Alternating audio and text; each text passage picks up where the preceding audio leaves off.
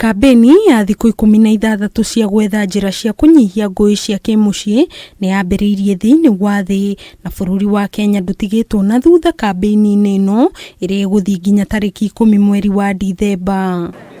Na ũmwe wa marĩa mareyumĩrie wĩgiĩ thĩna ũyũ nĩ atĩ icagi-inĩ cia mataũni matiganĩte gũkũ Kenya nĩkuo thĩna ũyũ wĩhĩrĩirie, na atumia nĩo mekoraga haceke na njĩra ya kũhũrwo nĩ endwa ao na ningĩ gũthutũkanio na njĩra itiganĩte. Kũringana na ũthuthuria ũrĩa ũratabanio nĩ rũhonge rwa ũgima wa mwĩrĩ thĩinĩ wa thĩ, ũmwe harĩ atumia 3 nĩ mekoraga haro-inĩ cia kĩmũciĩ, nake mũndũrũme ũmwe harĩ 4 nĩ atũnganĩte na thĩna ũyũ. Hamwe na ũguo, ũthuthuria ũngĩ ũrĩa ũratabanio nĩ gĩkundi gĩa KRIU wonanĩtie atĩ thĩna wa mwaka wa 2022 andũ 3,000 nĩ mekorire thĩinĩ wa ngũĩ cia kĩmũciĩ na 2,800 harĩ acio marĩ atumia.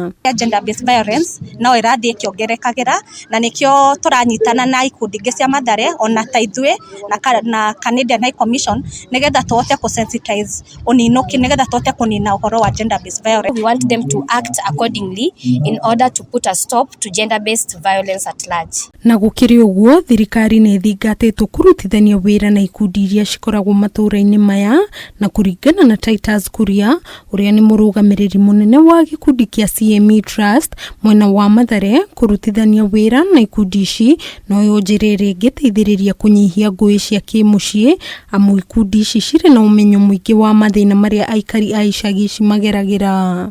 Ona thirikari ĩngĩoka gatagatĩ-inĩ no nginya yarie na family, no nginya yarie na makanitha na mosque na andũ aya angĩ, tondũ it's a concerted effort. Ndũngiuga ũhoro ũyũ nĩ ũkũruta wĩ wika. Mamwe ma maũndũ marĩa magwetetwo gũkorwo magĩakĩrĩria ngũĩ cia kĩmũciĩ icagi-inĩ nĩ wĩtĩkio wa kĩndini na wa kĩndũire, oro ũndũ ũmwe na ũkia mũingĩ ũrĩa aingĩ a aikari gũkũ makoragwo naguo. Rĩu tũramera atĩrĩrĩ, inyuothe mwĩ equal, inyuothe no nginya mũ respect each other. Kũringana na barothi wa Canada gũkũ bũrũri-inĩ Christopher Thornley, andũ othe marĩ na ihoto na matibatiĩ gũthutũkanio na mĩthingi ya gender, rangi, kĩrathi, rũrĩrĩ, wĩtĩkio wa kĩndini na kana thiomi iria maragia. Embrace those differences, benefit from those differences, they make us better, and ensure that everybody is treated equally.